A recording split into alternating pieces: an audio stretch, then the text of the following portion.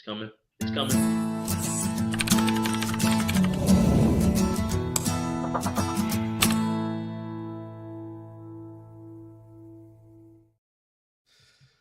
What's happening, folks? We're back. It is a beautiful Monday night. We're here with the boys. Olin, give them folks what they came here for. We already know. You already know what it is. What is up, Ethan? How we doing? I am here with the one, the only, my boy, Olin, MMA Anomaly. How are we feeling, brother? Dude, I'm feeling fan-freaking-tastic. It is another day above ground, which, as we say, is another beautiful day. And, my friend, we just witnessed the last fight card of the year. I know, slightly sad times, but at the same time, folks, all we can do is be happy for the times we had this year. And we have to talk about this card that happened on Saturday, man. What an epic night of fights. We did a watch-along. If you didn't already watch that, make sure you go smash the like on that one, too. But I digress.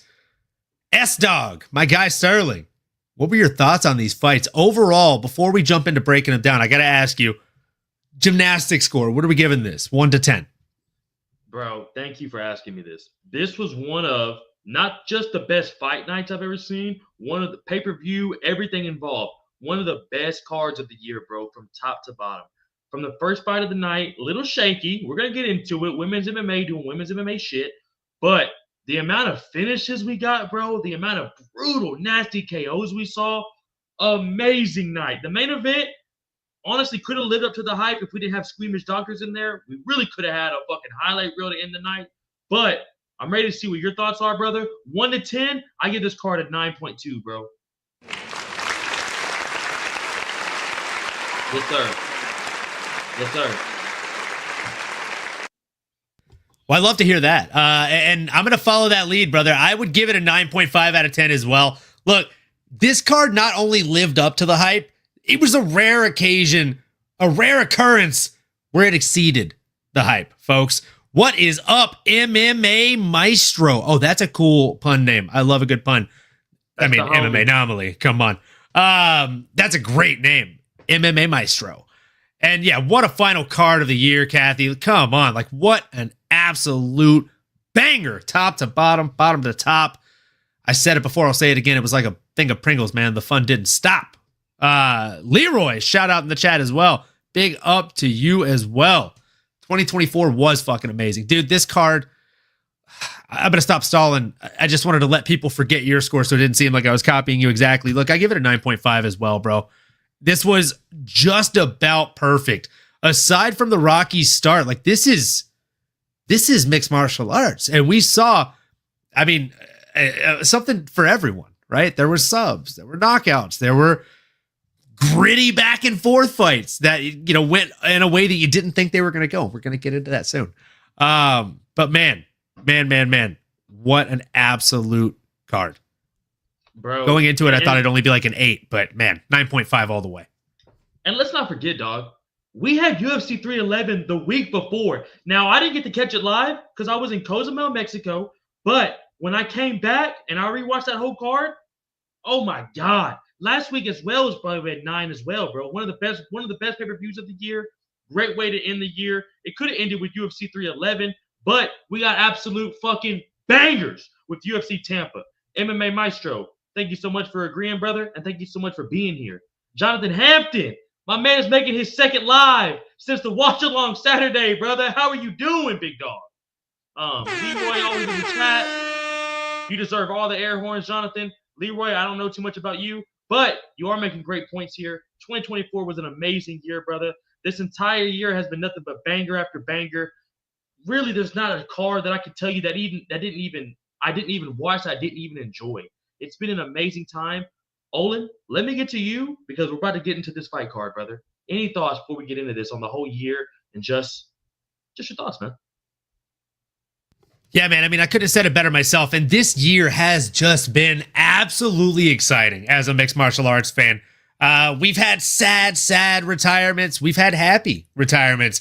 We've had people come out of retirement and get fucking knockout wins. I mean, again, something for everyone. There was drama in spades this year, right? And who doesn't love a little drama to just spice things up a little bit for the fight game? Again, it was just a stunning year, full of memories, and obviously a year full of... You know it's true. Folks, I personally, if I could say one thing about this year that I hope to see next year, it is more of the same. And I don't just mean the superstars that we saw essentially being born in the UFC this year, but I also mean thinking outside of the box and doing fight cards like the Sphere, right? Yes, thank you. I need to see, it doesn't have to be UFC Noche every time, right? Like, let's do an homage to America. Let's do an homage to all the Brazilian fighters. How many Brazilian legends have we seen? Like, there's so many different ways that we can go, right, Sterling? Yeah, we can do Japan. You could throw in a sprinkle of honestly just UFC history. Just make it where we just appreciate the UFC in general, bro. And just give us a stacked card like UFC 300. UFC 300 was this year. Let's not forget what UFC 300 gave us. One of the nastiest KOs in the world. One of the nastiest KOs in the history of the UFC and the history of combat sports. And then Elias Poirier knocking out Max Holloway. Dustin Poirier going on a run. Almost getting the title in New Jersey. This close to beating Islam Makhachev. I was fucking John there. Jones. My boy Olin was live at a couple fights this year. 2025, your boy needs to make it to a couple fights this year. But folks, we got some more shows to do, and we can give y'all an end of the year review. What we're here today for is UFC Tampa. And we're also here to appreciate everyone in the chat. MMA Maestro, you make a great point in here, brother. This really just proves you do fights in Tampa. We saw fights in Louisville this year, brother. New York, New Jersey. Spice it up for these fight night cards, brother. Not every fight night needs to be the apex and only pay-per-views deserve the crowd. This was amazing, brother. Jonathan, like I always say, brother, big appreciate you being here. And your days or your night is about to get even better. Ignore Leroy in the chat, folks. Joe Rogan is not dead. But let's go ahead and get into this. Olin, I'm going to get these fights pulled up here for you, brother. And I want to know, who did you have going into this? And just what your overall thoughts were for this, brother. Well, I can only assume you're talking about this opener, which I actually really enjoyed, man. I'll be honest with you. Josephine Knutson coming in there against Piera Rodriguez. A lot of people were high on Knutson coming in. I was not one of them. If you go back and watch my show from last week on my channel, I actually picked the dog against my co-host and crossover. I picked Piera in that one. So, I mean, I was happy with what I saw. I thought she did exactly enough to get the win in this one. 85 strikes to 67 and 36 significant strikes to 26. Oh, and by the way, 8 fucking takedowns to 0. I mean, give my girl some respect, bro. Some respect, as they say in Brazil. Some respect. Bro, I'll be real honest with you. I wouldn't say this fight stood out to me at all. And I think you're being very nice. That's exactly the sound this fight deserved, especially leading up after what happened to this fight with Dangerous Davy Grant. But we'll stay on this fight for about 15 more seconds, folks, because I don't want to disrespect women's MMA too much, because we also had another one that did not lead up to it. But overall thoughts, not that great, Olin. Like I said, I gave you the 6-second, 7-second breakdown of it. Overall, not too great. But you got to respect anyone. Yeah. You got to respect anyone who goes up there and tries, brother. Like also another man who goes up there and try, who has been in the UFC for so long now and does not get enough respect, brother. Dangerous Davy Grant versus Ramon Tavares was exactly the fight we needed after that boring-ass fight. Brother, who did you have going into this? And man, can we give some respect to Dangerous Davy Grant? 11 years in the UFC, still fighting young dogs, always putting on a show.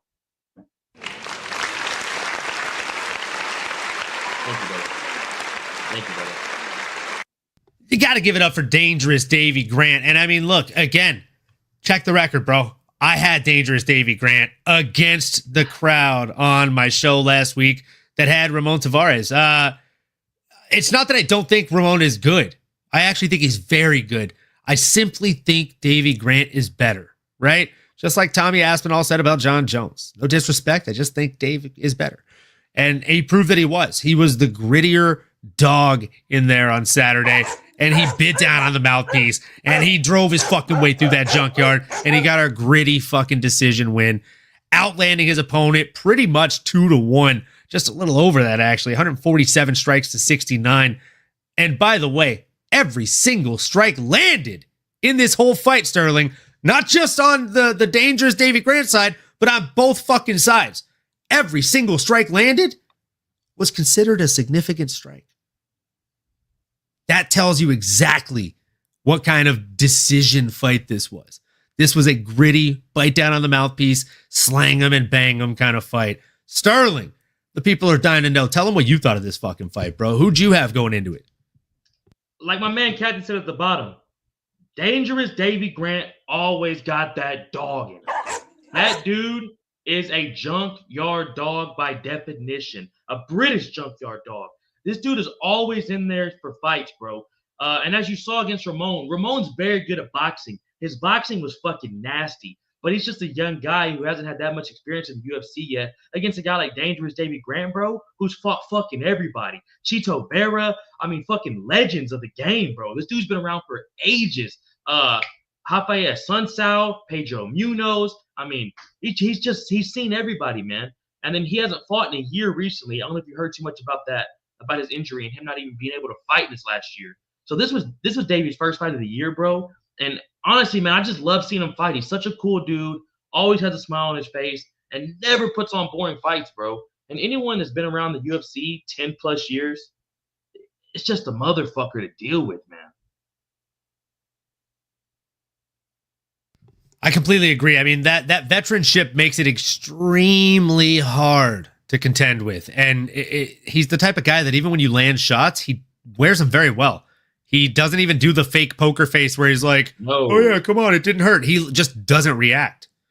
He'll just eat the shots and walk through them like, all right, and then he's landing his shots and you're like, what the fuck do I have to do to put this guy away?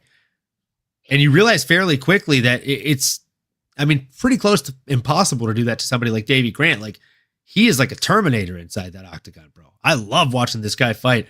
If he decides to hang him up, good on him. I would tell him the same exact thing I told Dustin Poirier when I met him this year. Like, if you don't ever fight again, I think you've done enough for the sport. But if you do, I will hope to fucking be there because you put on shows. And same for Davey Grant, man. Like, if he retires, good on him. He's done enough for the sport.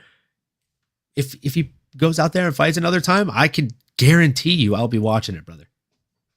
Yeah, bro. And I don't know. I'm trying to figure out the right words to say this. All these OGs have been fighting lately. The Anthony Smith last week, Chris Weidman last week, Clay Guida, Cub Swanson, Colby Covington.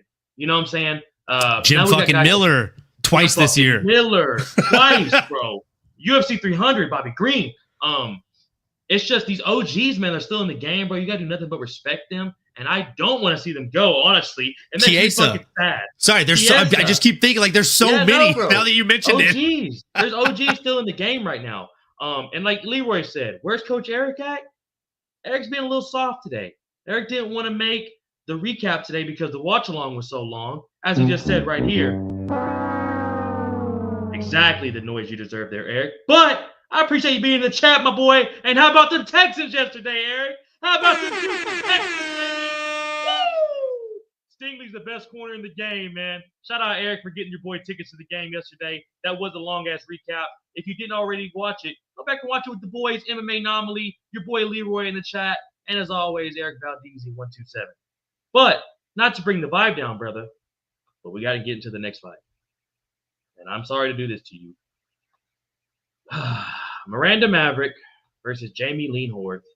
Brother, let's keep this within 45 seconds. Give me your thoughts on this. So this was a bit of a grinder of a fight. I can't tell you it was my favorite fight in the world. I can't tell you it's my least favorite fight in the world. I can tell you I won't go back and rewatch it.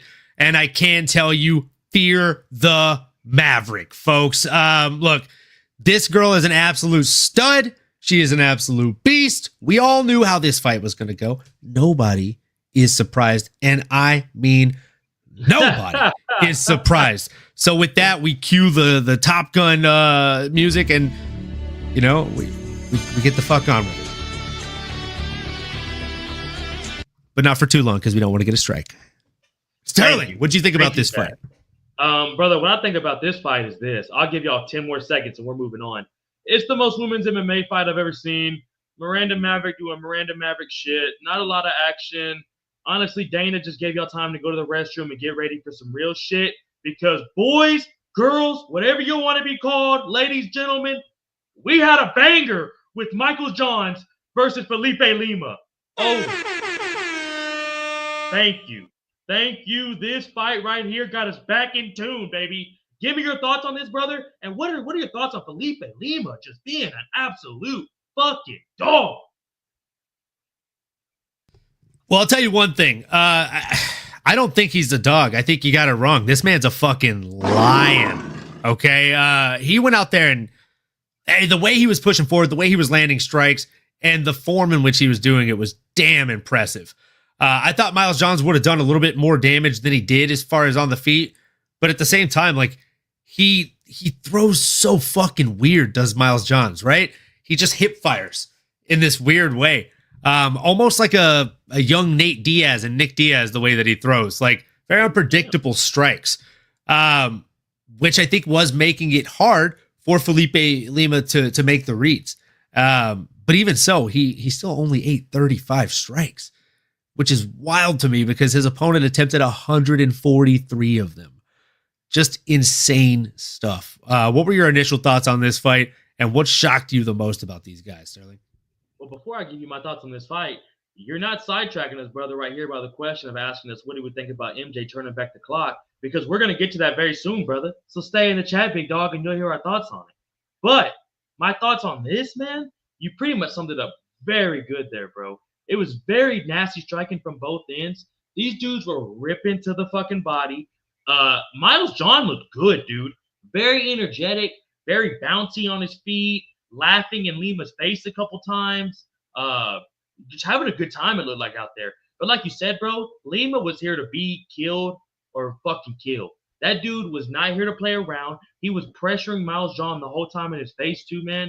And you gotta love when 135ers come up to fight, bro. I don't know what it is, the difference from the 125ers to the 10-pound difference in 135, but it is a tremendous amount of power and speed up there, brother. Couldn't agree more, man. The speed, the power, and the precision. Like, whenever these guys were actually in the pocket, they were landing. There was a lot of times where they were, just throwing to throw some, outside of range. But I'm impressed by both these gentlemen. I can't wait to see both of them get back in there. But more importantly, I think it might be time for Felipe Lima to get a real top 15 ranked opponent. Who would you like to see? I was just about to tell you that, brother, before we moved on. Who would you like to see next for Lima, man? Because there's so many fucking killers that aren't even in the top 15. Well, I mean, directly for him, it's tough, right? Like you said, there's kind of a killer's row in the weight class in which he competes. So for Felipe, I'd like to see him fight. Big Sav in the chat, by the way, we're looking that up. Shout out Sav in the chat, baby. What up, Sav? Love to see you in the chat. Shout out everyone in the chat right now. We big appreciate all of y'all. I mean, if they do give him someone in the top 15, I don't think it'd be crazy to say maybe give him like a Dan Ige coming off a loss or an Edson Barboza. Ooh, I like Edson Barboza a lot. I like Edson Barboza a lot more, if I'm being honest with you. Yes. Yeah, no. I like that way better, bro. I like that way better. There's just so many matches where you could get them. There's 135 we're not even thinking about, bro. That, like I said, aren't even ranked. 145ers. 145ers. I'm sorry, that aren't even ranked right now, too. Oh yeah. Maybe like Darren the Damage Elkins, somebody kind of like that. Ooh. You know what I'm saying? That's kind of a name to build himself off of. It's a fucking scrap. But I don't like that for Darren. No, brother. Trust me. I don't like that for Darren at all. What about maybe like Nate Landwehr? What about like Nate the Train? Nate the Train. Talking about Nate the Train. Nate the Train, baby. Hey, if I don't lose, I'm probably gonna win. The Train, baby. You talking about Nate the Train? Baby. Hey, Austin, check out this bicep. Yeah. But there's a lot of interesting matchups there for him, bro. A guy I would not mind seeing him fight is this man right here. Shout out Sean Woodson for his thank you for his amazing performance against Fernando Padilla. This was a fucking boxing match, folks. This was a boxer coming in and just having his way with the MMA guy. Olin, give me your thoughts on this, bro, and just how good Sean Woodson's been looking, man. Sean Woodson is the greatest fighter you've never heard of if you're an MMA casual. Yes, sir. I'm firm on that. I stand very firm on that. Sir. I think this was supposed to be a test for him, right? What happens when you put him in there against someone that he does not have that distinct reach and build advantage over? And his opponent stood across from him and looked every bit as big as he did Fernando Padilla. And he actually did really, really good with the grappling, pulling him in, getting him in mission control. But Sean got to his feet, and it's almost like the moment he got to his feet, he was like, boy, let me tell you why that was a bad fucking move. It's like he stood up and was like, no, you said we were going to have a striking match. Let me big brother you now. And he did. He looked like he could not miss out there once he got back to his feet. And it was just a beautiful thing to behold. The way that he throws strikes, again, like he doesn't throw them with 100% power like some people do. He is a Muay Thai practitioner. No, actually, no, he's not. He's a Muay Thai surgeon. He is a Muay Thai surgeon out there. He uses his strike with nasty boxing. Yeah, but it's still like a Thai style boxing. Like he turns everything over, and he's ready to throw the elbow in there at all times. And it's he's nasty. So long. He's so fucking long. It's so beautiful the way that he does it, bro. Like that's why I love his boxing, because he does the big brother move. Woodson is fun to watch. You are absolutely right, Jonathan Hampton. He does that thing that big brothers do where they hold your hand, like their hand out. Yes. But Eric knows he can literally post on you and then just pop. And it's so nice to watch. But what he does though, Olin, he'll post on you like that, and he'll bop, and then he'll rip to the body. He's not keeping it there. He's posting on you, getting that range, and he's so long at 140, bro. At 145, I don't know if people know this. Woodson used to fight at heavyweight. Let's all take a moment to realize that. I know Brian Battles used to fight at heavyweight, and he now fights at 170, which is very impressive. Jared Cannonier 145? 145, bro. And that Born Ready tattoo, oh, man. Oh, shout out St. Louis's own Sean Woodson. And remember that fight in St. Louis, Oh, dude. No. I've definitely seen that fight in St. Louis. He was, money in that. Like, he is a fucking beast. The dude is a beast. He is a problem. The slow-mo replay of that knockout was lightweight hilarious. You're not wrong, Eric. Dude, the posting is just disgusting. The boxing is so crisp, as MMA Maestro said in the chat. And man, it's a sight to behold. I think that this guy, you got to give him somebody ranked at this point. Like Sean Woodson is that fucking guy. And again, put him against somebody like Giga Chikadze. Oh my God, Olin. I'm over here cooking, brother, with some Cajun spice. Selby. Jesus Christ. Dude, I love that matchup. And he deserves a ranked guy, man. He's been in the UFC before COVID. People don't know about this. We got these new fans now. Sean Woodson's been in the UFC prior COVID, bro. And it's been taking 3 to 4 fights a year. He's just in here with motherfucking killers. I love, or maybe like Charles Jourdain. Maybe like a Charles Jourdain. I'd be happy with either one of those. I love those. And Eric, you do have a good point. That is why you get me on them leg kicks. But brother, I got my range. And never break the void. Shout out Demetrius Johnson. But I love watching this dude fight, man. I've been a huge Sean Woodson fan for so long. It's so cool now, man, to see the recognition he's starting to get now from the fans. Kind of remind me of like when Charles Energy was coming up, and now he's starting to get a little bit more respect now at 125. I love watching these guys, man, that they've been in the UFC for so long, coming out here just getting bombs. And MMA Maestro, woo, dropping fire in the chat. Dude, that's a money fight, my friend. That's a money fight. Him and Alex Bruce Leroy Caceres. That's money. God. I'd pay to see that for sure. And obviously my boys knows that Sean Woodson was a very thick boy before he leaned up and came down to 145, folks. Facts. Leroy said he went back and watched this card again. Manel Kopp was low key the performance of the night. Leroy, that is a wild take, bro. Considering the fact we got guys like this who fought right after Sean Woodson and kept the streak going. Shout out Joel Alvarez. If you don't know, folks, now you're about to know. Joel Alvarez versus Jakar Close went exactly like I thought it would, but nastier. Olin, give me your thoughts on this Spanish assassin. Man, I'll tell you, I thought Joel was going to go out there and get a submission, but the knockout that this man went out there and got was disgusting. He probably could have gotten that stoppage a handful of strikes sooner than he actually did, right? But instead, he cradled this young man's head. He cradled this young man's head under his strong embrace, like he was on a date, dipping this young lady in for a kiss. But instead of meeting his sweet lips, he met a sweet fist about 6 or 7 fucking times, my friend. It was disgusting. Just holding them up. Here, a couple more for your troubles, my friend. And the ref saw enough. No, yeah, exactly. He was out. You saw his arms go out. But the ref, I think it took at least 2 or 3 after he was out for the ref to be like, oh shit, I think he's done. That was tough. That was some pride striking right there, man. I was excited to see it. And can I just real quick sidebar?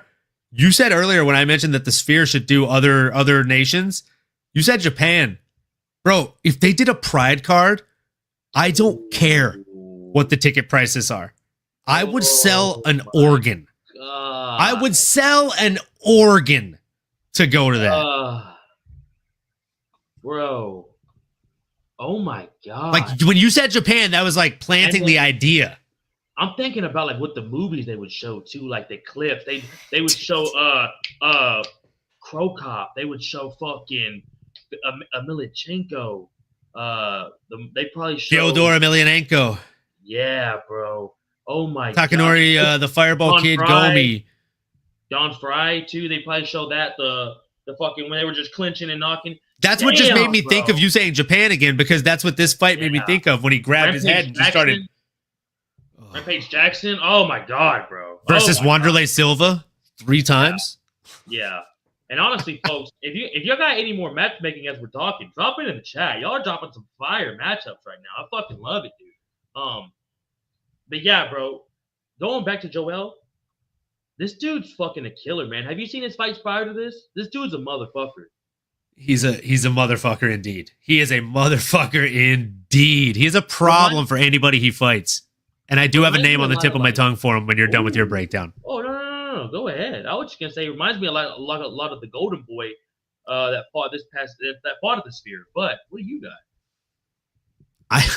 I like him versus Jalen Turner. I fucking love that matchup. Dude. Yeah, I like him versus Jalen Turner a lot. Like, stylistically, I just think that is a barn burner, dude. Yes. What the fuck are we doing making free fights for, bro? We need to start getting paid for this shit. Bro, Sean, hit me up. Who is best from the Japan era, Leroy? Man, I don't know, man. You're kind of throwing it on us last minute right there. There's so many guys we're probably not even thinking about, too. The Axe Murderer? Oh, my God. I didn't even mention the Axe Murderer. There's so many killers, man. What do you got, Olin? I would probably say Yushin Okami. Ooh, yes, sir. Yeah, see, I don't know why you thought Gokhan Saki. Is he saying like who's the best? Oh, from the Japan era. Okay. Oh, from the Japan era, who was the best? I misread the question. I thought he was saying from Japan. From the Japan era, I would say Fyodor Emelianenko. Yeah, that'd be my pick. Yeah. You're probably right. Hey, Leroy, we're not talking about that shit, dude. We're talking about UFC Tampa, dog. Don't get us distracted here. But apparently we're both wrong. So, Leroy, you tell us who you think the best is. Chad, if you got anyone else, this dude's Canadian. He took the vaccine, so don't listen to him too much. I wouldn't put too much in his opinion. But is there any other thoughts, brother, on these two absolute warriors that we got to watch? And let me tell you this. Is that it for Jakar Close? I don't know if that's it, but it's got to be close. You know what I'm saying? Close? Got to be close? No? Nothing? Nobody? Got it. I just got it. I was pulling up the gotta next be close. fight, and I was like, what the fuck did he just say? It's got to be close. Oh, that's a good one, Leroy. You know what? You are correct. I am wrong. I bow to you. I bow to you. Leroy. Gang. The way this motherfucker talks whenever you do those little breakdown things. I love Buster so much. He's definitely Leroy. How did we not think of that? That shows you Leroy's age. Leroy's pushing 50. Who else is pushing 50 though? And got 50 We don't age shame here, Sterling. Okay, you're right. We're all going to be there. You're right. You know why we don't age shame either, brother? Because this man, the ageless Michael the Menace Johnson, with the performance of the night tonight, baby. Bro, go ahead and take this because you won't talk for 7.5 minutes if I do.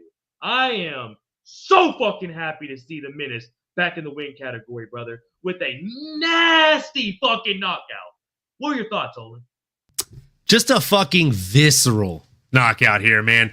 And as you know, if you want to see the bets, tune into my show tomorrow. We'll go over all the bets that cashed. But we hit quite a few. And this was one of them. I had Michael Johnson by finish. I knew this man was going to go out there and get it done. And I knew the boxing was going to be the differentiator here. As MMA Maestro said, my GOAT, MJ. Look, my favorite fighter of all time is Dustin Poirier. The fact that this guy beat Dustin Poirier means I will always root for him because that makes that win age better for my guy, Dustin Poirier. And also, I know people don't get lucky over DP, right? You know Ottoman is the real deal if he took an L to MJ. To your point right there, bro. If you lose to Michael Johnson, bro, you're good. You're good. That dude's a motherfucker. He just said, bro, he knocked fucking Dustin Poirier the fuck out. I'm pouring a shot out for fucking Michael Johnson, bro. Brother, let's go, bro. I'm about to pour a shot and hit a blinker for Michael Johnson. I'll do it with you. We're both doing it. You know We're both doing that. And this isn't your little nicotine pen, folks. We're talking pure. I don't know if I can say it on the chat for copyright. We're talking pure. Good stuff. Good stuff. Pure good stuff. It's not your vitamins, and this isn't Coca-Cola. So this ain't your mama's pen. This ain't your Michael, mama's vape. The Menace Johnson with the nasty KO. One for the OGs. Been in the UFC 15 years. Back when you could make your own shorts. Fought Dustin Poirier, Justin Gaethje, fucking everybody you could think of in the 155-pound division. Khabib. Anybody you could think of. This man's been fighting in the UFC since you could smoke cigarettes on airplanes. Come on now. This is for Michael the Menace Johnson. Shout out America's top team. Let's fucking go, brother. Let's go. Cheers to you all.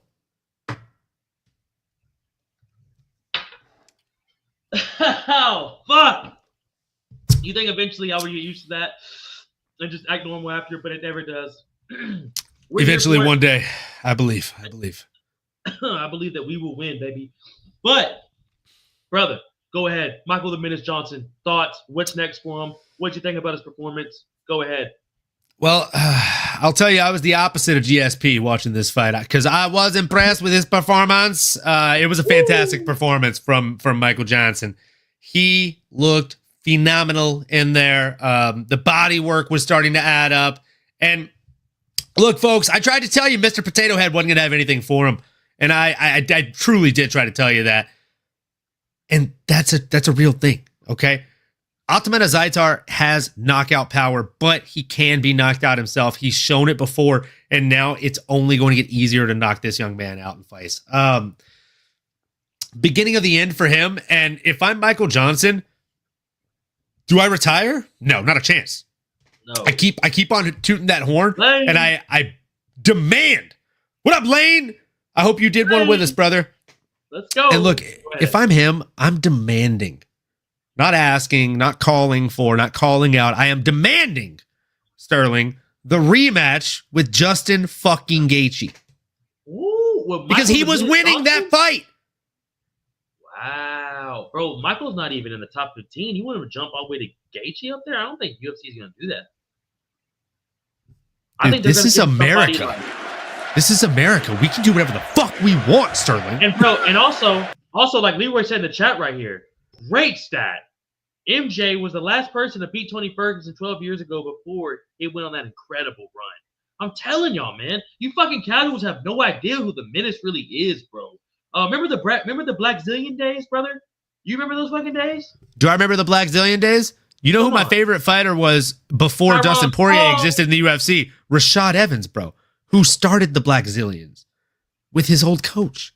Of course I remember the Black Zillion days, brother. And another point here by MMA Maestro, he's only 38. Those hands were looking nasty, bro. And at lightweight, it is crazy to see, brother. Never missed weight. Michael Johnson always makes weight, always fights 1 or 2 times a year, always in great fights. I've never fucking watched a boring Michael Johnson fight, bro. I'm still trying to get over the fact that you asked me if I remember the Black Zillion days, bro. You asked me if I remember the Black Zillion days? You merely adopted the dark. I was born in it, molded by it. What do you think about I didn't see the light until I was already a man. What do you think about this matchup, bro, between MJ versus Bobby Green? Man, I think MMA Maestro just really likes violence at this point, if I'm being honest with you. Based on this guy's suggestions. And I'm not mad at the vibe. I think that'd be a fun matchup. I think we'd see crispy, like crispy fried chicken, crispy fucking boxing on the line there, bro. 2 very, very crisp jabs. I think Crossover said on his show last week that Michael Johnson has one of the straightest left hands he's ever seen. And it's true. But so does Bobby Green. So, King Green. If they're both, still wanting a fight, sign me up for that one. I'd watch that fight. Hey, if you fancy yourself a boxer, and you don't like fucking takedowns or jujitsu or ground game, folks, this is the fucking fight of the night every time. You put Bobby Green and Michael Johnson in an octagon 10 times, it's 5v5. No one's going to know who walks out of that alive. That's why it's such a great fucking fight, bro. And like my man said right here, Usman, to this day, has still said MJ has given him the hardest rounds in the gym, brother, between everyone he has fought. And folks, don't listen to Leroy. Listen to what this man's talking about. Don't listen to Sterling. Lack of a response. That Tom Hardy impersonation was dope. I get that, brother. Did he kill that? He nailed that shit. For a second, did I think Bane was in the chat in my fucking ear? I did. But we're talking about Michael Johnson, baby. I'm trying to give the Menace the respect he deserves. But also, we appreciate you being in the chat, Leroy. So, let me ask you this before we move on, brother, to this main card, which was absolutely fucking stacked, just like these prelims. What do you see next for Michael the Menace Johnson?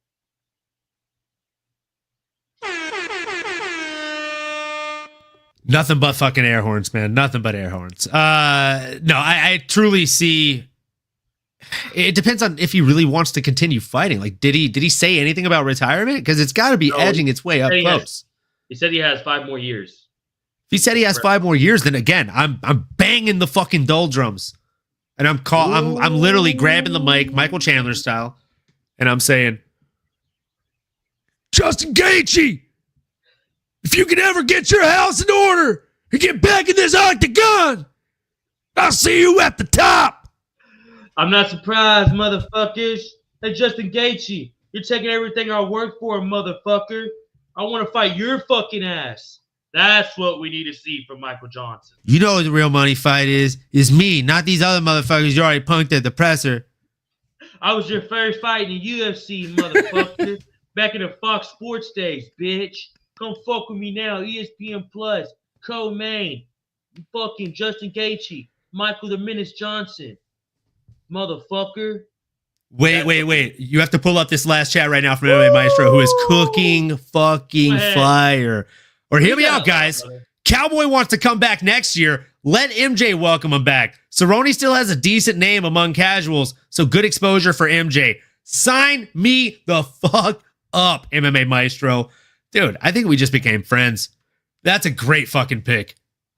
Bro, where is this guy coming up with these matchups? Oh my God. Brother, you're dropping fucking fuego in the chat right now. That's fire. An amazing fight, bro. And it's 6 months down the road. Cerrone's got to get in the testing pool. Give the Menace some time to relax. July International Fight Week, Cerrone returns against Michael the Menace Johnson. Did we just make that happen? UFC 317? And then I'm dragging Sterling out to Vegas so he can go to UFC X that very same week. I mean, it sounds like it's all the stars aligning.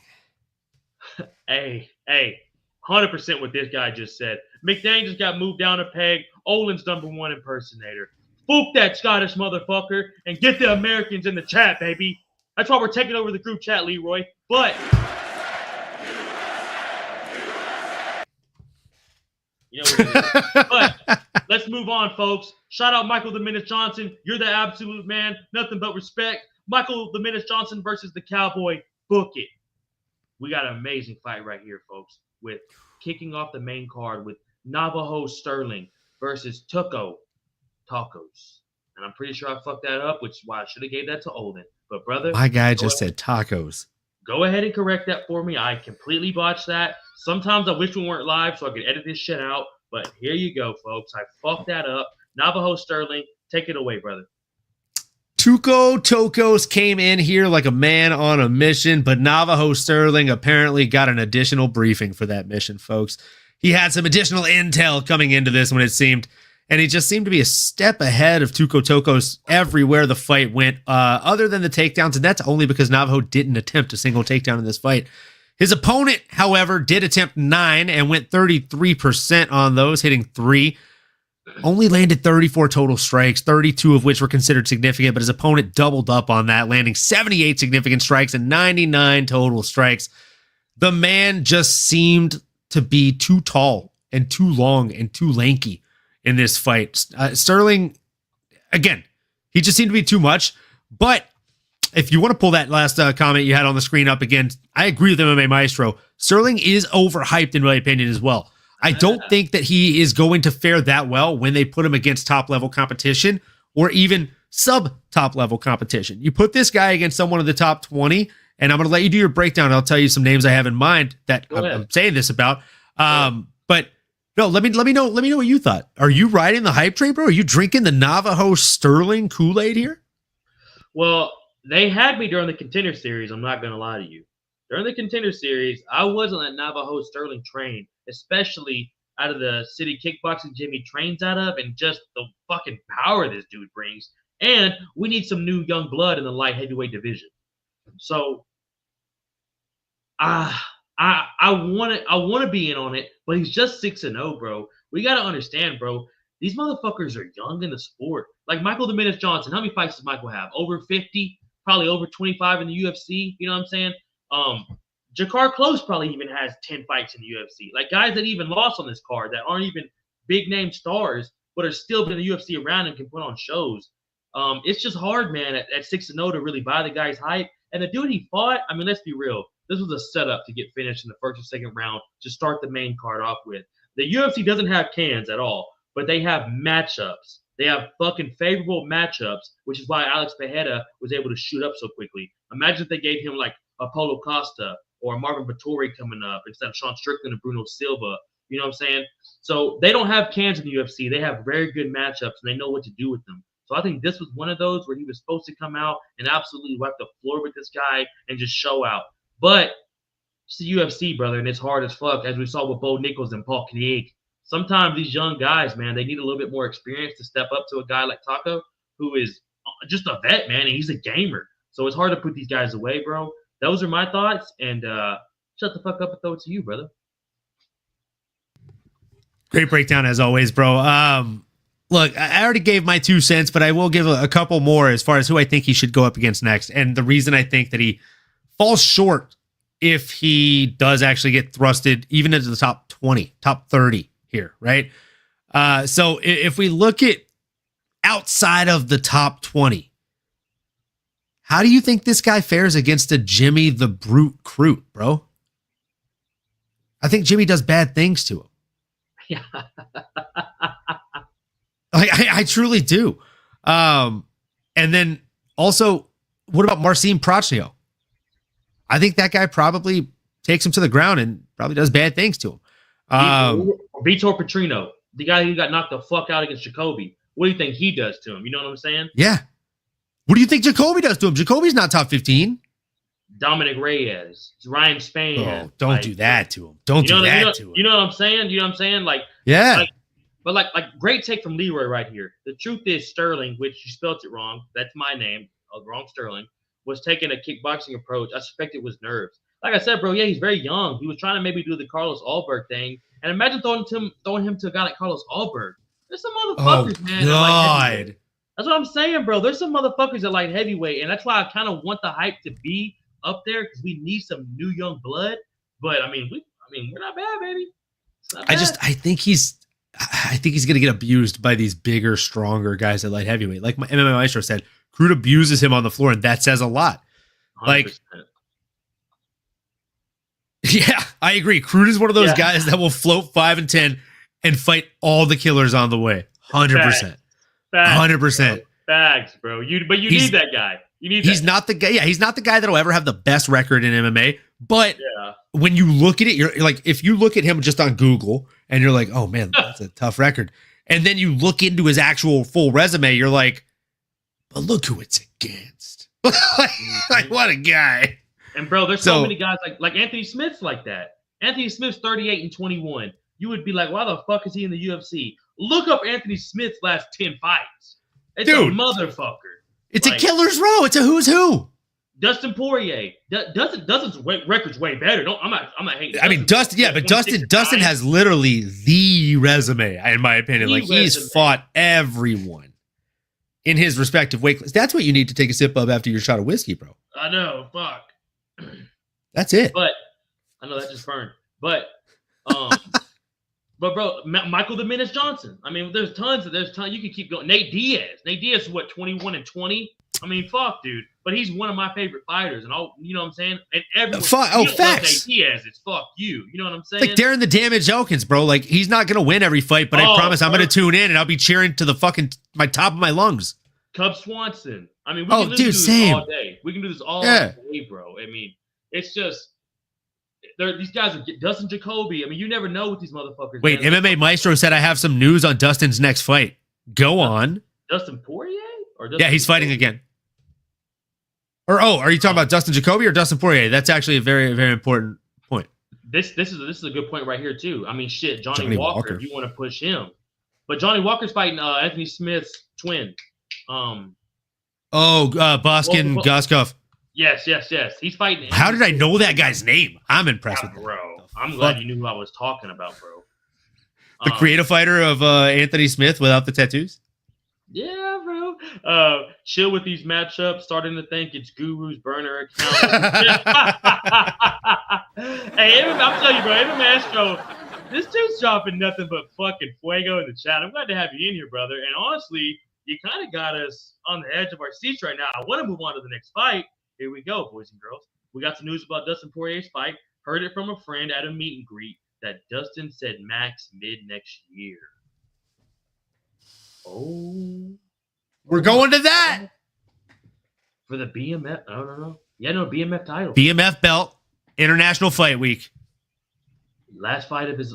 Oh, my God. International Fight Week. Do you remember their first fight? Oh, my God. I remember their first fight and I remember their second fight. This will be their third fight. Oh, they fought at 145. Yeah, you're right. They fought at 145, 155. Do it to 170. Let's go 170. Let's go. Max Dustin, no weight cut. BMF title. Holy fuck. We got fucking fuego in the chat. Let's go. Shout out whoever MMA guru sent this guy. MMA Maestro, you're the fucking man. I don't know how you're doing this tonight, but we big appreciate you. And brother, we got 5 more fights to talk about. And this next one's a little personal to your boy. And I want you to start it off because I don't know where to go with this. We got Adrian Yanez versus Daniel Marcos, brother. Well, my man. I'll tell you what we do with this. I'm pouring up another shot because this is just sad. This is just sad. I'm upset about it. I also bet one on it. So, it's what we do on my show. A bet made, a debt paid. Leroy said skip this fight, and I'm just about with him on this. Oh, Miss Talking Mary about the next one. In the Superdome! Let's go! That's what we want to see. Could you imagine, bro, in the Superdome, New Orleans, Dustin Poirier, Max Holloway, 170 BMF title, in the Superdome. I've got chills. When's the last time have they ever had a fight card in Louisiana? Not at the Superdome. Come on, bro. I don't know that they've ever done one in Louisiana. But that would be amazing. It's a closed arena too. Be perfect. It'd be fucking perfect. Bullshit. Oh my god, are we fucking making shit up right here, or is this real life? What the? You got to make this happen, Leroy. I'm sorry to hear you, brother. We cannot skip this fight as much as I want to. Cheers to Adrian Yanez, though. My guy, my fucking guy, Adrian. I didn't put one up with you yet. I'll hit a blinker with you, brother. Boom, there he is. What a sad one, man. Blogged, motherfucker. I'll take it. Let me go ahead and just get it over with, bro. Let me have therapy session, and I want you to go. Fuck. All right. Adrian looked very good, bro. The boxing was exactly what he was doing, was just boxing. He didn't mix it up very well at all. No leg kicks at all. Was mixing up to the body, very nasty, dude. But Daniel Marcos is a motherfucker, man. He's just one of those guys, man. Like we said, been in the UFC, willing to throw down. There's so many fucking killers at 135.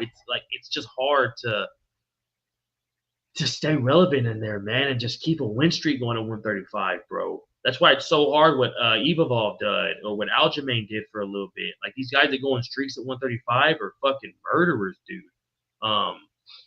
Cody Garbrandt back in the day. But I got to say, bro, that nut shot and eye poke at the same time, never seen before. I mean, can we admit to that? And, I mean, why was a point not taken for that? I mean, come on, bro. What were your thoughts on that?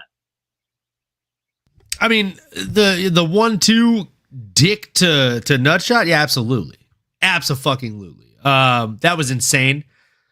A point should have definitely been taken for that. And I think if a point was taken for that, probably Adrian Yanez's fight.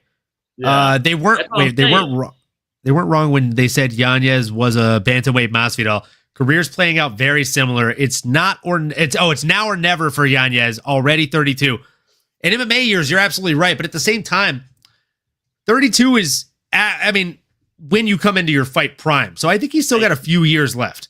Fight prime is between 30 and 35 because that's when your brain catches up to your body. So Yanez is still aging. He's still getting better. And honestly, his fight IQ is there. I don't think he went out there and heftily lost this fight. If anything, I thought that this was a pretty back and forth fight, and those takedowns really proved to be the differentiator in it. Got to improve the grappling. Back to the drawing board with that. Sad to see. But other than that, on the feet, I thought Yanez was doing a lot of really good things and a lot of really smart things. I don't think it's a fight IQ deficit. I think it's a grappling deficit. What do you think, Sterling? You just said, yeah, you just fucking nailed that. The way Marcos mixed the MMA and like the actual like fights rather than a boxing fight with Yanez was just so much better. And then that clinch work, bro. What were we talking about during the fight? The clinch work was nasty. The way he was able to turn Yanez's body like it was absolutely nothing and control him against him. Yeah, bro. And we were saying how exhausting that is, and no one really understands just how hard that shit really is in there. And I know I'm probably talking hella fast, folks, but just hurt a little bit, man. Like, I've trained with the guy. a couple times. Cool ass dude. Represents the age. His coach passes away a year ago. He doesn't know if he's gonna fight again. He ends up getting on a couple wins. Like, it's fucking hard when you know these guys a little bit, man. And then you see them go out there, they do all they can do, and then it's like, fuck. You lose into a decision like that where that point really saves you, end up winning, and it was a 50-50 fight, so I can't really bitch about the judging, bro. But that's my thoughts on it, man. Yeah, I can't say it was a robbery. I'm not going to come out here and cry robbery because we've seen a lot worse. Definitely make sure you tune into the award show here in a few weeks because we'll give you our best robbery, and we'll post the link to vote on that as well. Let us actually know in the chat right now if you're here, if you're tuning in. Let us know what you thought was the biggest robbery of 2024. That's a fun one. Ooh, that's a good one. Yeah. And with that being said, again, dude, I don't think this was a robbery at all. I think it was a very close contested fight. If the judges would have read off Adrian Yanez, I wouldn't have been upset about that either. But I did think Marcos did just enough to take a very close fight in the last round. And I agree with MMA Maestro. What annoyed me was him not pressing in round 3 when his opponent was visibly slowing down. But my guy, to the tune of what Sterling was saying, he was tired. All that tie clinching that his opponent was putting on him, like to most people that are watching, and I'm not saying you haven't trained, like maybe you have, but a lot of people haven't watched, right? Like If you're holding onto that tie clinch, a lot of people just see a hand cupped behind the back of the head and they think, oh, well, he's just like resting on him. Not only is he doing that, but a lot of times an experienced tie clinch, you're gripping inside here and you're squeezing with what's called the blades of the wrist, and you're pushing that into someone's neck. And even just pushing it with my fingers, you can hear my voice change a little bit, right? So it's cutting off. Again, you hear the deep breath as soon as I let go. It's cutting off airflow to the brain, to the body. And if you're doing that with this and you're prying in, it's so much harder. It's so much heavier. And then you're also driving your elbows down into their fucking chest. It's a very uncomfortable place to be. And it just sucks, man. Yeah. And it's exhausting. And it's like you said, and you don't know, is he about to elbow me? You're thinking that. Is he about to throw an elbow? Is a knee coming up? You're looking for the takedowns. You're also trying to move. And you're also trying to take a little bit of a fucking break. And you know what I'm saying? It's a nasty position to be in. And I love clinch work. Bro, it's nasty, bro. It's nasty. MMA Maestro, Charles Arman. But I'm glad you admitted you're a Charles fanboy. So, hey, nothing but respect there, brother. I respect that, man.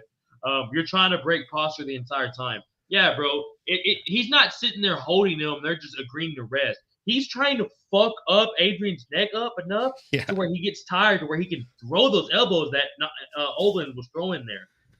And on Yanez, you're trying to not get that shit done to you and also try to do the same shit to him. So you're even more tired because you're defending it and trying to attack. He's just looking for ways to fuck you up. Yeah, bro. You know, it is what it is, brother. But do we have any further thoughts on there? And then do you see anything next for Daniel Marcos, man? He's doing pretty good in the bantamweight division. I'm not going to lie to you. I mean, he's doing really, really good in the bantamweight division. I think what's next for him is probably a Montel Quick Jackson or maybe even a Marcus McGee. Man, what about Felipe Lima? Not mad at that either. Well, he just beat Miles John. I mean, fuck it. And honestly, I wouldn't be mad if they did Adrian Yanez versus Miles John. I'm looking at it right now. Sorry. I'm looking at it right now. I mean, they both just fought on the same card. Both Miles John fights at 135. Felipe Lima's in a different weight class. This is a bantamweight. It was catchweight. Oh, that's why. You're right. Catchweight. Ooh. It was catchweight fight. And then, honestly, loser versus loser. Miles John, Adrian Yanez, boxing fight.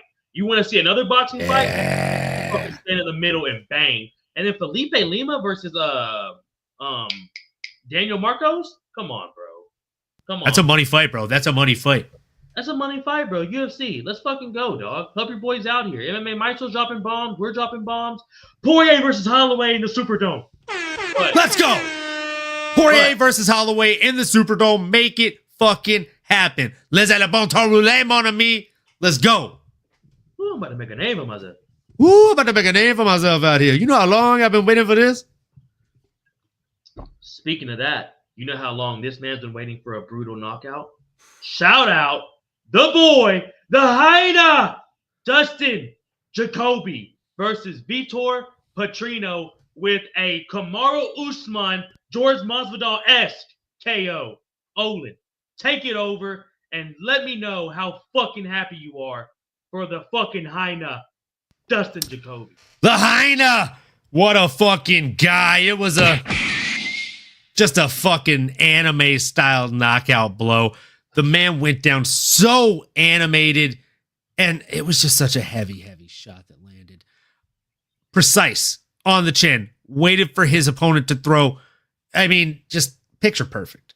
And it was a nice fight before that, too. Like, it was just a fun fight to watch. Fairly even. Both men had landed right over 40 strikes, 40 to 47, and 40 to 45 in terms of significant strikes.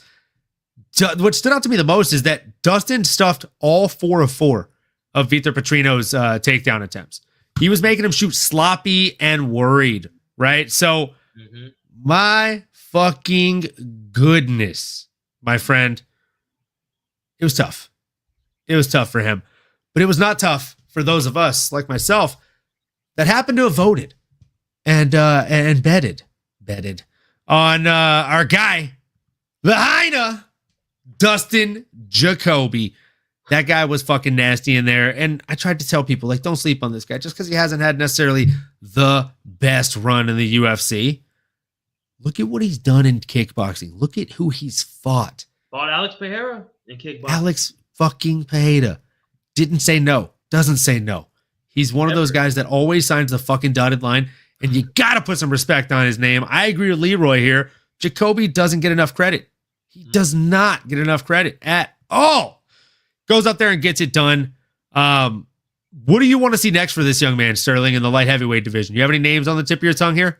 I got a couple names, brother. And while I'm doing that, can you pull up the rankings for me? And can you pull up Dustin Jacoby's last 5 fights? Because I feel like he's fighting all top 10 guys, man. And if they're not top 10, they're up and coming killers.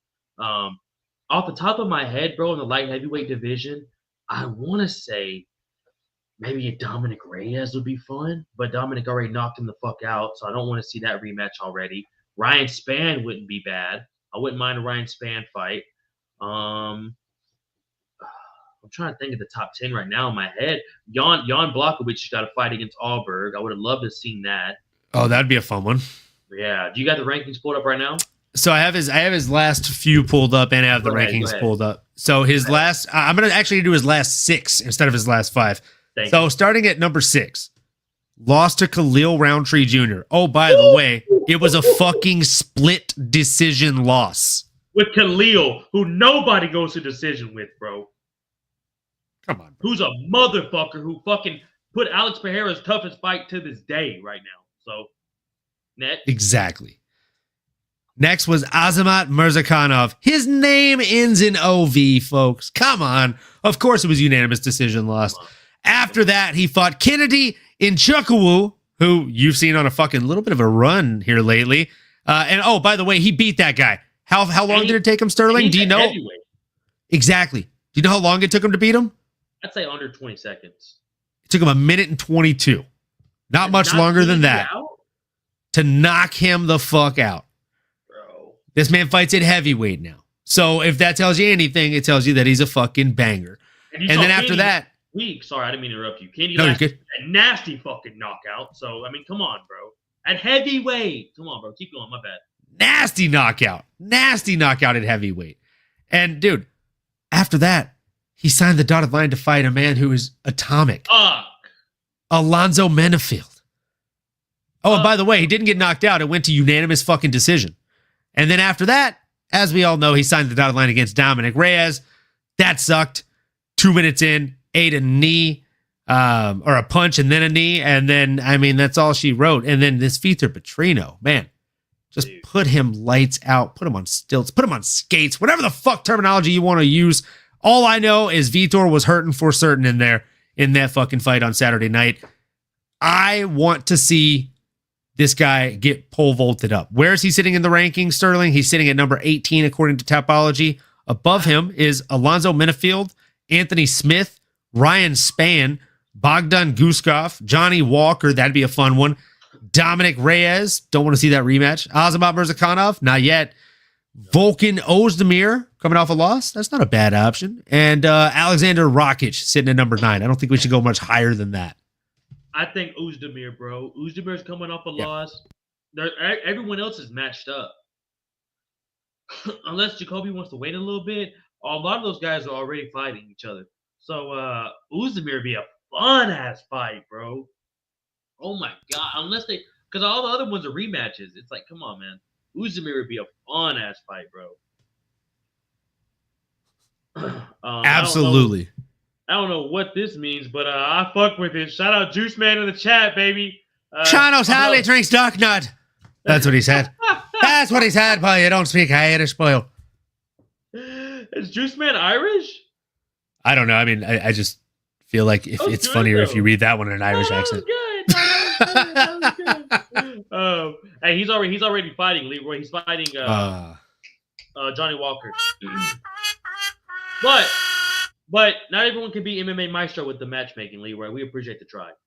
It was a valiant one, and we do appreciate you. Please hit that like, comment, and subscribe. Yeah, everyone in the chat. By the way, we got 86 of you in the chat right now. Big appreciate everyone in the chat. We got 54 of you on X. So slide on over to YouTube at MMA Anomaly or S Dogs MMA Talk, whichever one you want to hop on. We big appreciate both of you. If you're wondering where the fuck is it, it's sliding down below, baby. Hop into YouTube. Come join with the boys. Also, you can hop in the chat. Come chop it up. We got Leroy. We got Juice Man. We got MMA Estro. We got Ethan Cathy. Every once in a while, Eric's in this motherfucker.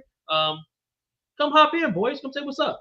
But do you have anything else before we move on to Manel Cop and Bruno Silva? Not even a little bit, my friend. This is the biggest fan I've been of a cop in as long as I can ever remember. Let's go ahead and talk about Manel Cop coming in here against his opposition, Bruno Silva.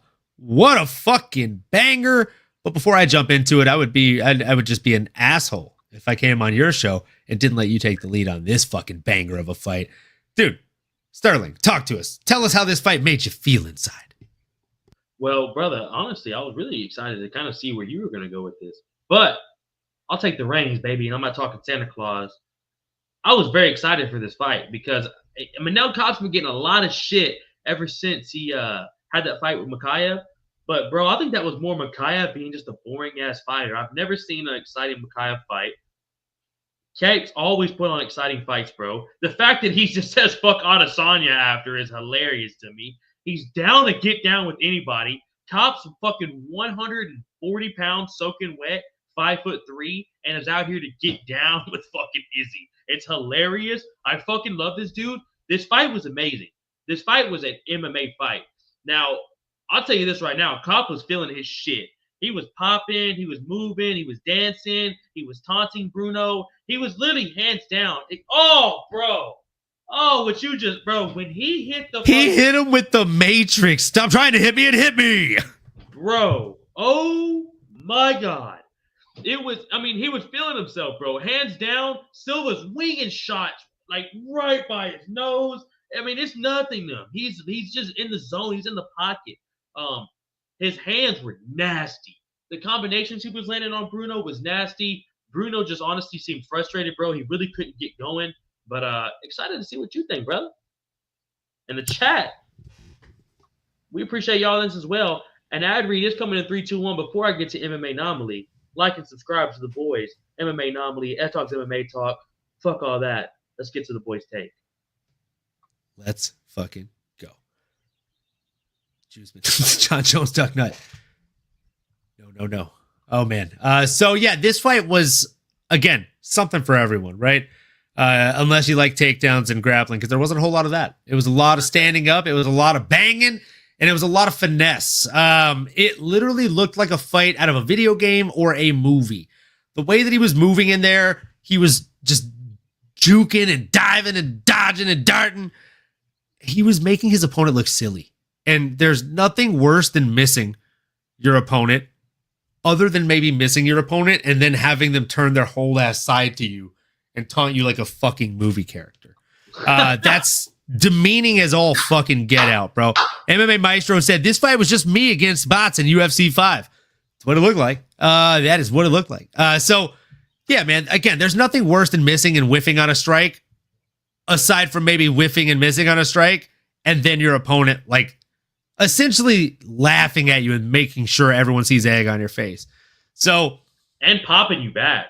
Popping you back, bro. Making you pay. Making you miss and making you pay. As John Anik would say, he was hurting for certain in there. It was a bad, bad night for Bruno Silva fans. And look, again, I'm not trying to throw any shade at you guys, but I have to for just a half second, right?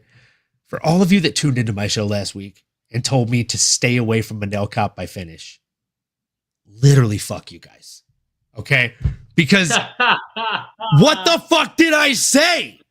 I tried to tell you guys Manel Cop was going to go out there and get the finish. It's so many people. It's so many people, bro. I was like, oh, it's done. Like, he's about to get this finish. It's nasty work.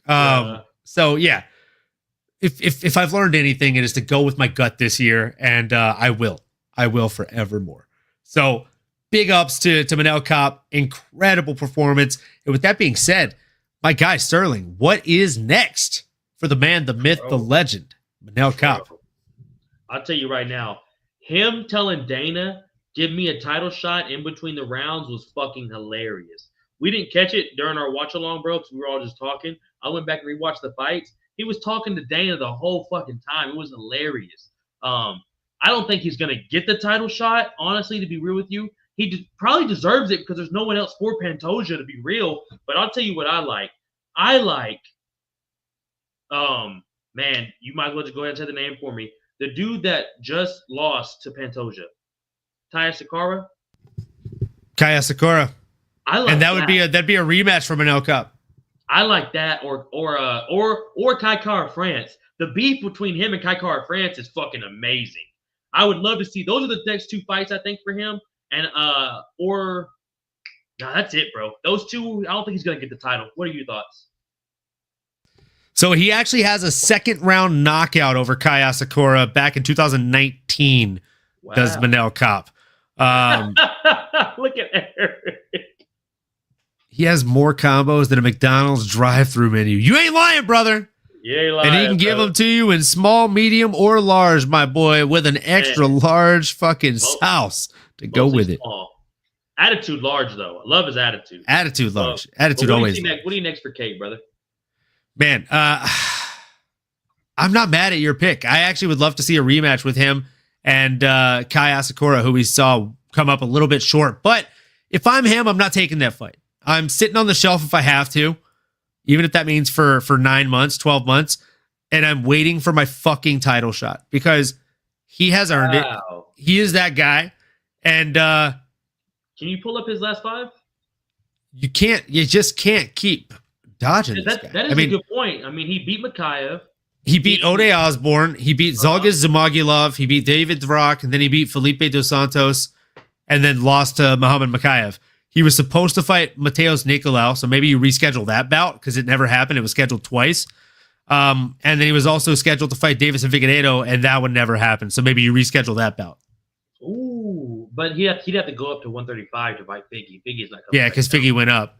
So I don't see the likelihood in that. Or the Izzy Adesanya fight, like my man Juice Man. Yeah, said. Why not? Why the fuck not? Why the fuck not? Cave is becoming more likable after the F call outs. Did y'all see the Izzy react to it? I did, brother. Did you see it, Olin? Yeah. I mean, dude. He was like, why? I was gonna say, why is he fuck me for? Why you say fuck me for? The fucking 50 Cent meme? That shit was hilarious, bro. That was too perfect right there. That timing was insane. But yeah, brother. What were you saying? My bad. I feel like I cut you off right there. I feel like we're all in agreement on what's next for Cobb going forward with that, brother. I feel like there's nothing else for him, man. You know what I'm saying? Besides those 2 or 3 matchups. Yeah, I think those are the only matchups for him, bro. Honestly, like I don't have any other names on the tip of my tongue. You got to either give him like a Kaya Sakura matchup, Kai Kara France, or Moreno. I don't like the Brandon Moreno fight. I've heard people mention that one. I don't like that fight a lot. I don't either. Yeah, I'm not a huge fan of that one. Yeah, but you know what I was a huge fan of, brother? You know what I was a huge fan of?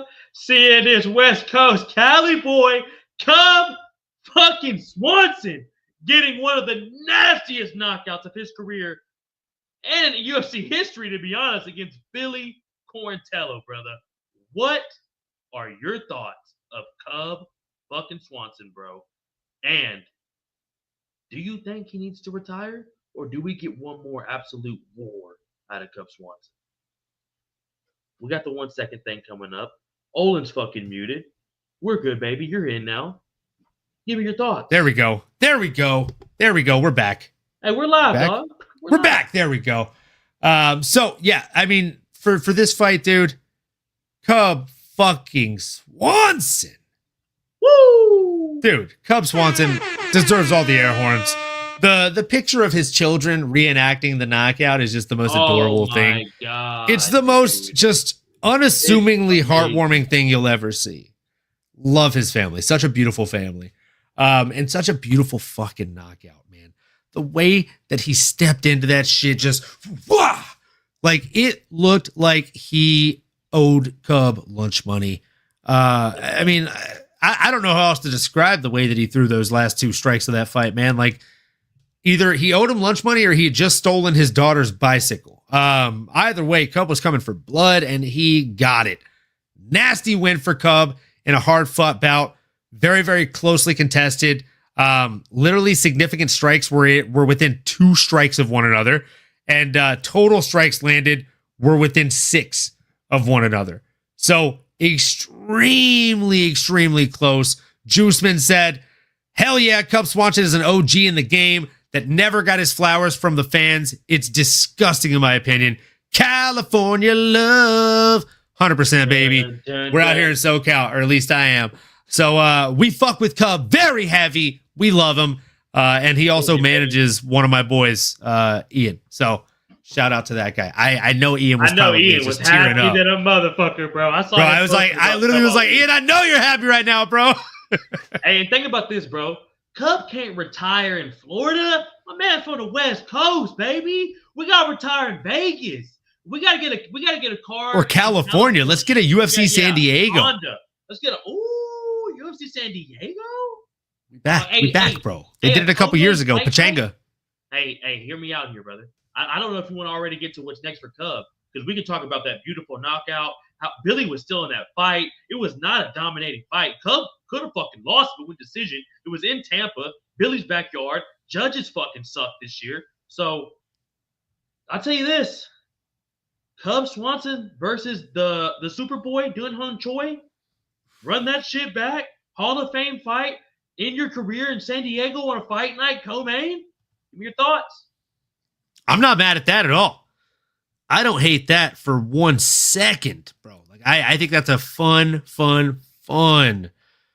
matchup. There are other matchups that are available. I will tell you. And one of them that I like is Edson Barboza. I know I threw the name out earlier, but we're talking 2 legends of the game here. But Barboza's not at 45 no more. Oh no, he went. Oh, he's at 35. Remember we had Barboza for Lima. Yeah. Pull 145 up. I mean, he's probably not gonna get nobody ranked. He's still ranked at 145 on the UFC website. That's why I was confused. He's ranked number 15. Oh, Barboza is? I think you're talking about Cub. Yeah. No, not Cub. While you're looking that up, MMA Maestro, I think he has 1 or 2 more left in him. But if this is the end, perfect way to go out. Fuck it. Running back with Doo Ho Choi. My dog. That's what I'm saying, brother. That literally got inducted into the UFC Hall of Fame this year. It was a beautiful acceptance, and both men couldn't deserve it more. So I'm with it. I'm happy to see that one play out. But let's see. Are there any other folks that we think he should go in there against? Off the top of my head, Darren Elkins. I mean, I know Darren Elkins would be a fun one tonight, and it's very winnable. It's a very fun, winnable fight for him to go out to. Alex Caceres is another legend fight that I think legend versus legend. That's 2 OGs in the game. Yeah. I think they fought before, actually. I'll be real with you. I'm pretty sure Alex Caceres and Cub Swanson have fought. What's that? I'm pretty sure Alex Caceres and Cub Swanson have fought in the past. Have they? Bro, it's so long though. That's one of them OG fights that probably happened in 2012 that I'm for some reason thinking of. They have not. Oh, Alex Caceres, Cub Swanson in San Diego. I mean, I like that too, brother. They have never fought. If it's not going to be Doo Ho Choi, I think that KO Cub got just refueled him to reconsider retirement. Even I would want to go in. Yeah, bro, it's hard, man. And you even heard what he said, bro. He told his wife this is going to be the last one. And then he saw his wife in the background waiting for him to be like, yeah, this is the last one. And then he's like, we have to have a conversation. We'll see. Yeah, but we're going to have a conversation. We're going to see in the whole 5. So it's hard for these guys. I'll tell you right now, bro. We need to do a list on this too one day. I need to do the top 5 best retirements in the UFC. The best retirement in the UFC. You want me to tell you right now? I'll tell you for free right now. The best retirement to ever happen in the UFC was Robbie Ruthless Lawler. That's the best retirement I've ever seen. Knocks Nico Price the fuck out and then gets the video montage immediately right after in Florida, his hometown. Crowd erupted. I mean, it was like I'm about to cry thinking about it right now. That's the best retirement in UFC history. So it's hard, man. It's hard to want to go out when you get these knockouts, bro. Not many guys get a knockout and retire. It's usually off a loss. It's hard to knock a motherfucker out and want to dip. Ruthless Robbie Lawler is one of the few guys to do it. If you could think of some other ones off the top of your head or the chat, let me know. I can't think of too many, boys. But it's hard. It's hard to end on that KO, man, especially one that fucking brutal. No, that was literally the storybook fairy tale esque ending, right? Like you can't get much better than that. Yeah. And I think Cub Swanson nailed it too, right? Like he had a very similar ending. If he chose to retire, that probably would have been perfect. So yeah, I'm in agreement, man. And I do think that the best next fight for him is either I mean, it's got to be Doo-Ho Choi, the Korean Superboy. It's got to be, man. It's got to be. They brought it up in the presser. He even said he liked it too. He said he doesn't hate that fight. It sounds like a fun fight too. It's already in the Hall of Fame. Run it back in Cali, bro. You know what I'm saying? Run it back in Cali, baby. I would love it. Leroy. Fergie. I know Leroy's always got to hate. Ferg's retirement after he subbed Khabib was pretty sick. Leroy, fuck you, dude. That was in the alternate universe. Yeah. With that being said, we can go ahead and jump into the main event if you'd like. I was just about to say. With that being said, brother, let's go ahead and put a ribbon on this thing. We appreciate everyone being here, but it's not over. We got Colby Chaos Covington versus Joaquin New Mesa Buckley. And let me tell you, bro, this man said he wanted to get the old heads out the game, and that's exactly what he's doing, man. Joaquin Buckley is a bad motherfucker, bro, and he is on a hot-ass run. Give me your thoughts on Joaquin New Mesa Buckley absolutely beating the fuck out of Colby Covington. I'm happy, thank you! I mean, that's my immediate thoughts. That's my immediate thoughts. For those of you in the back that didn't hear it, I'm happy, thank you! Look, it was a fantastic performance from New Mesa. It was a fantastic performance, top to bottom. The timing on the uppercuts as these folks were coming in, I must say, guys, no glaze intended, but you all do a great job at recapping cards. Very fun and interactive. Wishing y'all nothing but success. Brother, we appreciate you. We fucking appreciate the absolute hell out of you. Give him the air horn. Give him the air horn. Bro, he killed it with that comment. That's the comment of the night right there. Let's fucking go. That's my dog, man. MMA Maestro's been here from the jump, baby. Big appreciation. Love that. Big appreciate you, my dog. But back to what you were saying. Yeah, man. I mean, look, Colby Covington might have to change his name from Chaos to Cooked, right? Because it's more like Colby Cooked Covington. He looked a hair slower in there and just a hair behind, right?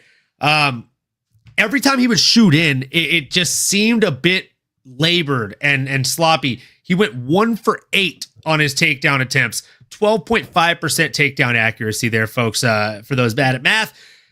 And I mean, look, this fucking guy, New Mesa, he is a problem. I think that this guy has to fight Ian Gary next. You got to reschedule the bout that we were supposed to originally see.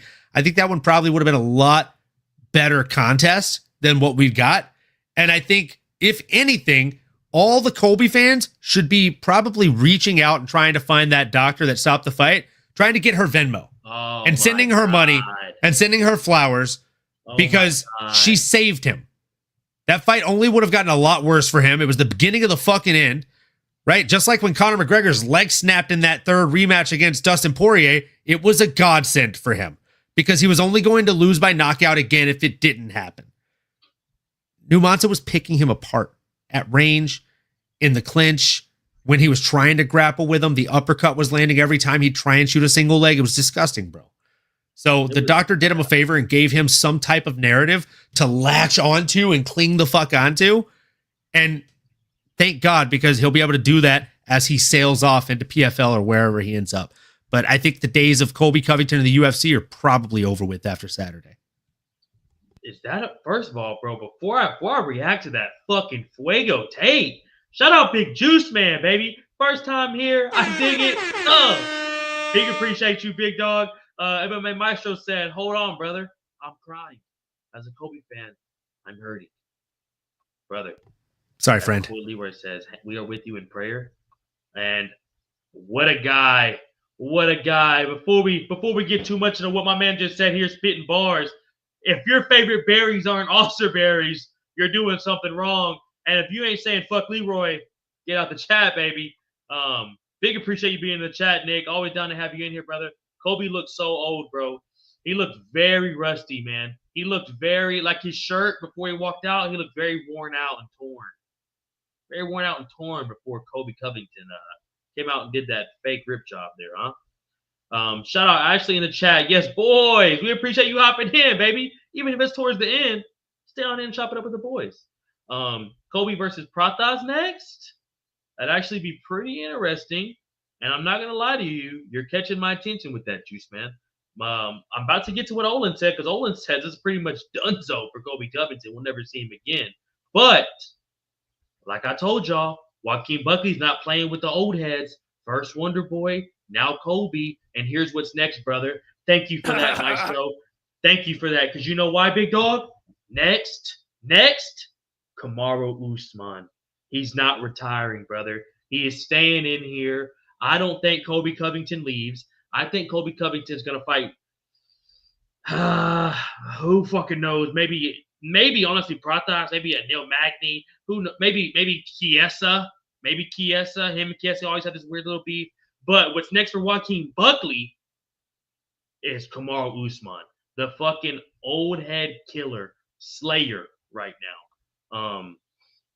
You really think Kobe's done, bro? For real? You think he's done? You think that's it for him? I don't think he's done. I think he's done in the UFC. I think he'll go somewhere else and run his shtick into PFL or Bellator or wherever the hell. But I think in the UFC, as far as winning, he's done. I think even if he has more fights, he's done. Because the problem is, you're right. The chat is right. They're going to put him against somebody like Prates, and Prates does unspeakably bad things to him. Oh. Prates, like if you thought Joaquin did him bad, like MMA Maestro, take out your earphones and earmuffs, my friend, because I don't want to hurt your feelings here. Like what the fighting nerd goes out there and does to Kobe is just going to make a lot of Kobe fans sad. It's going to be bad, bro. Like Prates is too sharp and too quick and nasty. He's nasty. He's venomous. He said this before. He's not. You know why he drinks and smokes, brother? He's not an athlete. He's a fighter. He's a fighter. He's a fucking. He's a fighting nerd. He's not throwing 1-2s in the gym for his Instagram reels. He's popping fools on the streets for sparring. Elbows, bro. He's splitting people's face open. With Muay Thai on the tattoo on the chest, fighting nerd elbows. And shout out you, Austin Barry. Big appreciation. Got them blades and shades, bro. Blades and shades. Hey, where can I get that shirt at, Ola? You can get that at the MMA Anomaly shop, listed at the link in bio, folks. Make sure you check that out. The back is a little comic book reference to X-Men Days of Future Past. I'll stand up and show you that while you tell the folks what you think would happen in that Prates fight. Like, how bad do you think Prates would do Colby Covington while I show people the backside of this shirt? And while he shows you the backside of that shirt, Juice Man says Usman versus JDM is next. So while that is a fire-ass shirt, I don't think we're going to get a fire-ass matchup between Usman and Joaquin Buckley if that is true. Because I don't know Leroy, if Leon Edwards wants to take that fight. The fans Leroy Edwards fucking want it. Yeah. My favorite fighter. I don't think Leon Edwards would want to take that fight with him, bro. Bilal Muhammad's not next. He has to fight Shavkat. Ian Gary just came up a loss. I would love to see that fight, though, man. Ian Gary versus Kobe would be fun. Oh, no, bro. No, I was talking about Joaquin, but Ian that's the fight to make. But Ian versus Kobe would just be fun. The press. It would be fun for a press conference. Yes. Yes. Yeah. Sorry. I should have said that. The fight itself would not actually be that fun. But the presser and the media coming up to it, oh God, it'd be such a good time. It would, bro. Kobe versus Burns. Winner loses. Winner retires. Loser retires. I think that's the move. Winner and loser retire. Yeah, I think MMA Max was saying Kobe and Burns for their last fight. And honestly, Kobe Gilbert Burns is a pretty fucking fun fight we didn't think about, bro. I like that. I think Burns takes it, but I like that fight a lot. JDM by round 2, TKO on Usman. Love JDM stand up, works the body beautifully. I completely agree. JDM does a lot more body work than what we're used to seeing in that division, and it is something very pretty to see. What about this one right here? Prates is Prime Silva reincarnated. I agree, but if Silva was like not the traditional like nice guy martial artist. Like Prates is him if Silva was just a mean person that likes to hurt folks. Like It's Juice nasty. Man Prates is yeah. about that life for real. Yeah, like Juice Man just said, man. Prates don't play that bullshit. Prates needs custom shorts with whiskey bottles and a carton of cigarettes. Oh, I used AI and I made one with some Marlboro Reds on it. I'll have to find that and post that. Leon versus Masvidal next. Changed my mind. Leon's scared to fight with good guys right now, looking for an easy dub. Masvidal want that bag. UFC knows it will sell. Tell me the difference. I mean, I'm not going to tell you. I'm not going to tell you any different. I'm actually going to tell you that you're correct. I think he is. Damn. So hang on, bro. Hang on, real quick. Leon. That's real slow. Leon Edwards is going to fight Masvidal. Kamaru Usman's going to fight JDM. He has to fight Ian Gary then, dude. He's not going to get the title fight. Yeah, Joaquin's going to have to fight somebody like. And I know, but it sucks because the UFC doesn't do losses on losses. They like to do a winner coming off a win. But dude, you're telling me that fight doesn't fucking sell? Even if it's not the main event, put that on a co-main or open that fight sells. Oh my god, that fight sells, bro. And Leon Masvidal, you've already got a promo tape. Like the promo package is literally already built. Yeah. They're just gonna show that fucking 3-piece in the soda over and over and over again. Shout out to the boy Omar hopping in the chat, baby. We big appreciate you sliding in here, big dog. What's up, Omar? So what's going on, my brother? Leon versus Masvidal, headline of UFC London. That's probably it, bro. You're probably right, Osterberries. I think you're right, bro. Leon ain't scared, but if either fight someone else, the window closes. I agree. You know what I don't know what he's even talking about there. What is he? He's saying Leon's not scared, but if either of them fight somebody other than each other, that window for that fight completely closes. So if Masvidal and Leon don't fight each other as their next fights, they're never going to fight each other. I completely agree with that, Leroy. Masvidal's new podcast, he said he's in talks with UFC for Miami, and they brought up Leon to him. That's why I think it does happen. I agree with you, and I actually think it's a lot more likely that it happens in Miami because Masvidal won't be willing to go across the pond to fight Leon on his own home turf. And also, Leon does sell decently in the U.S. You put him against somebody like a Masvidal, it'll put asses in seats. They can do that as like a mid-year pay-per-view in Miami, I think. They'll probably do that close to like June. I think it'll be the pay-per-view right before International Fight Week. No, you're right. Because when are they? We got to think too. When are they doing the John Jones Aspinall fight? Where's that going to be at? That's probably July. That's going to be International Fight Week, maybe November. Man, I love you so much, Sterling. I love the wishful thinking. I like that you think that's going to happen. Bro, you know what I think is going to happen? This could be a very stupid take, and this is how I know we're getting towards the end of the show because I'm talking about shit like this. I think Jake Paul's going to low-key get in the UFC somehow next year. All right, guys, it's been a really good show. Look, whether you're new or old here, make sure above all else, you hit that like, comment, subscribe button, smash that bell for notifications. It is at S-Dogs MMA Talk and at MMA Anomaly.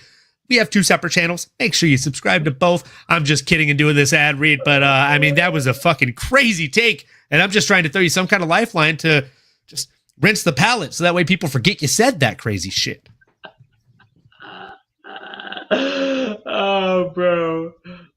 He disregarded the Jake Paul comment. Yeah, bro. There's some big announcement next year that Dana was talking about in the press conference, and I just really want to know what it is. And I hope it's John Jones versus Tom Aspinall, man. It wouldn't be in London, though. I think it's going to be somewhere where John wants it, either Vegas or Madison Square Garden. That'll be International Fight Week. That'll be the headliner for International Fight Week, and they'll put Max Holloway versus Dustin Poirier as the co-main event just in case Jones pulls out. So that way there's a built-in ace in the hole. But Dustin Poirier's fighting Max Holloway in the Superdome, baby, 170. I mean, 100%. That's what we're hoping for, baby. That's what we're hoping for. Folks, we're getting towards the end here, but I just want to say to all 91 of you in the chat right now, live, big appreciate everyone in here. S-Dogs MMA Talk, it's right there, folks. MMA Anomaly, it's right there, folks. If you can't see on the screens, it's scrolling by. Follow, like, subscribe, YouTube, Instagram, whatever the fuck you want to call extra, Twitter. But we're not wrapping it up. We are getting pretty fucking close, though. Olin, give me your final thoughts overall on UFC Tampa. What do you see next for Joaquin Buckley? And then give me what do you see next for Colby Covington? And let's put a ribbon on this thing, brother. Man, What do I see next for Colby Covington? If not retirement, I see him probably going out there and getting beat the hell up by a fighting nerd. And what do I see next for Joaquin Buckley? I truly think this guy, and hey, thank you, MMA Maestro. We appreciate you. What do I see next for Joaquin Buckley? He's got to fight Ian Machado Gary. And I truly think that if he fights Ian Machado Gary, he probably gets a finish on him. I think he gets a knockout over Gary. But it's going to be a very, very fun fight for every second that it lasts. What are your final thoughts on this, and who do you think should be next for these guys? My final thoughts, bro. I'm a little bit sad. It's over. End of the year. We're about to go 4 weeks without fights. Don't get me wrong. I do know that we have Fury versus Usyk this Saturday, and there is a one championship card on January 5th.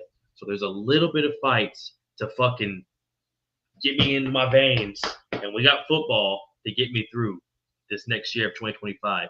But overall, bro, I think this was one of the best cards to end the year. I think UFC 311 was a great pay-per-view to end the year. Top to bottom, that card was amazing. Tampa was amazing, bro. Besides those 2 female fights, which women's MMA gonna do women's MMA, but besides those two female fights,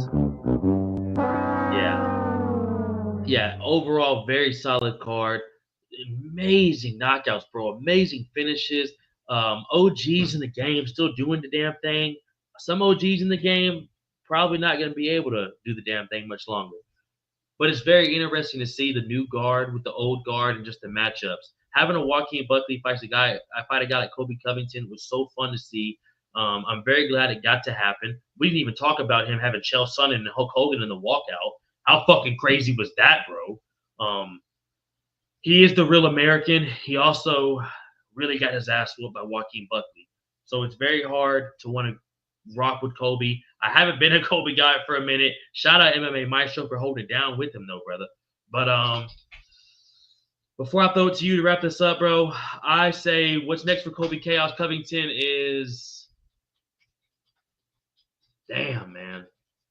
I have no idea. There's the only thing I can think for him is the Ian Gary or Gilbert Burns. That's really all I can think for him. For Joaquin Buckley, potential is endless. There's tons of matchups for him. If he can just get the right guy, hopefully maybe Kamaru Usman isn't already booked. I'd love to see Kamaru Usman or Ian Gary would be amazing for Joaquin Buckley. Very excited to see what's going forward for him in the future. Excited to see what's going on next year in MMA. Pumped for the award shows next week. And, yeah, brother, tell people where to follow you at, Big Dog. And let's wrap this thing up, man. I appreciate everyone in the chat, too, brother. Well, folks, we've hit the about hour and 37-minute mark. We appreciate each and every one of you that have tuned in. Big, small, we love them all. As long as you're here and you like MMA, then we like you just fine. So if you're here, whether you've been here for 30 minutes, 30 seconds, or 30 fucking years, we appreciate you being here. Make sure you like, comment, subscribe, smash the bell for notifications. It's at S-Dogs MMA Talk for this young man, and it is at MMA Anomaly on all platforms for yours truly. Please make sure you like and subscribe, and don't just leave random comments. Let us know what we can be doing better. Let us know what you liked that we did. We're all about improving, just like the martial artists that we try and watch on TV. We hope to entertain you more and more each time you tune into us. So, folks, I've poured up one last one. I appreciate each and every one of you folks being here. And with that being said, great fights in a great year with even greater people. We hope to build this community even further. And the one thing I like to say on my personal show every single week is keep on going and keep on growing, folks. Thanks for tuning in. See you guys. It's so hard to say goodbye to yesterday. We always appreciate you. Say something nice that'll change your friend's life. And we're out, folks. Until next time, all good things must come to an end. Appreciate you, brother.